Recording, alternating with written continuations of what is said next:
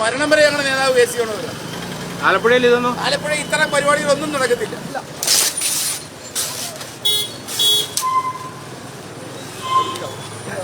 ഇതൊക്കെ കേരളത്തിൽ സംഭവിക്കുമെന്ന് കോൺഗ്രസിനെ അറിയുന്ന എല്ലാവരും നേരത്തെ പറഞ്ഞതാണ്.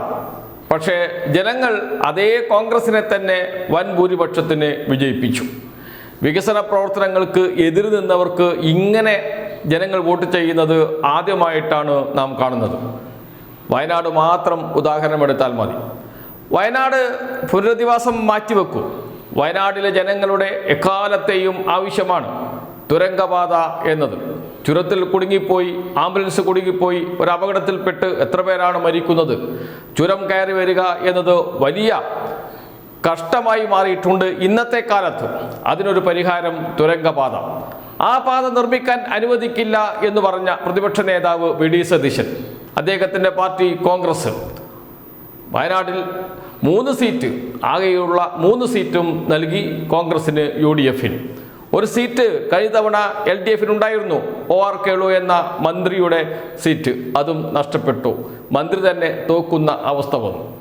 എന്ന് വെച്ചാൽ ജനങ്ങളോട് നേരത്തെ പറഞ്ഞത് എന്തൊക്കെയാണ് സംഭവിക്കാൻ പോകുന്നത് UDF വന്നാൽ എന്ന് പറഞ്ഞത്, അതൊന്നും മുഖവിലക്കെടുക്കാൻ തയ്യാറായിരുന്നില്ല ജനങ്ങൾ എന്ന് വേണം കരുതാൻ. ഒരു വിഭാഗം ജനങ്ങൾ എന്ന് പ്രത്യേകം പറയേണ്ടതുണ്ട്. അവരുടെ മുന്നിലേക്കാണ് ഇത്തരം ദൃശ്യങ്ങൾ വീണ്ടും വരുന്നത്. നമുക്ക് കാണാം ആദ്യം കണ്ട ദൃശ്യത്തിൻ്റെ ശേഷിക്കുന്ന ഭാഗം.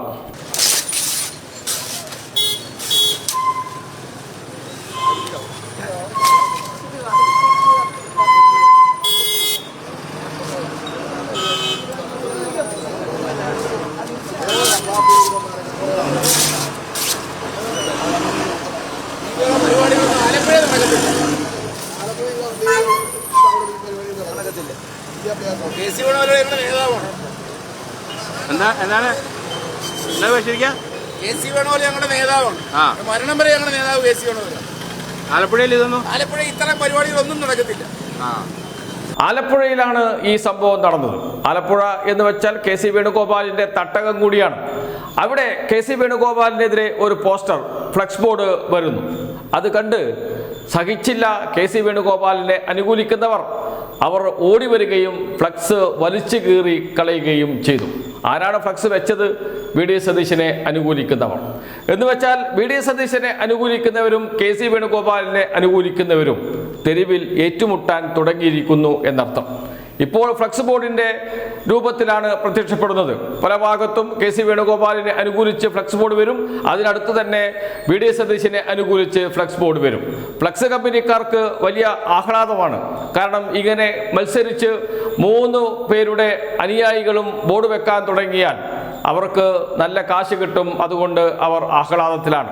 ഈ ആഹ്ലാദം ഒരു ഭാഗത്ത് നടക്കുമ്പോൾ ഒരു ഫ്ലക്സ് ബോർഡ് വെച്ച് തൊട്ടടുത്ത ഫ്ലക്സ് ബോർഡ് വെക്കുകയും പരസ്പരം നശിപ്പിക്കുകയും ചെയ്ത് തുടങ്ങിയാൽ ഒരു സംശയം വേണ്ട, നാളെ തെരുവിൽ തമ്മിലടി ആരംഭിക്കും. അതിന് തുടക്കമാണ് ആലപ്പുഴയിൽ കണ്ടത്. മുഖ്യമന്ത്രി എന്ന് വരും എന്ന് യാതൊരു ഉറപ്പുമില്ല. ഇപ്പോഴത്തെ കണക്കനുസരിച്ച് 5 ദിവസമെങ്കിലും കഴിയും എന്നാണ് കേൾക്കുന്നത്. എന്ന് വെച്ചാൽ നീണ്ടു പോകും എന്നർത്ഥം.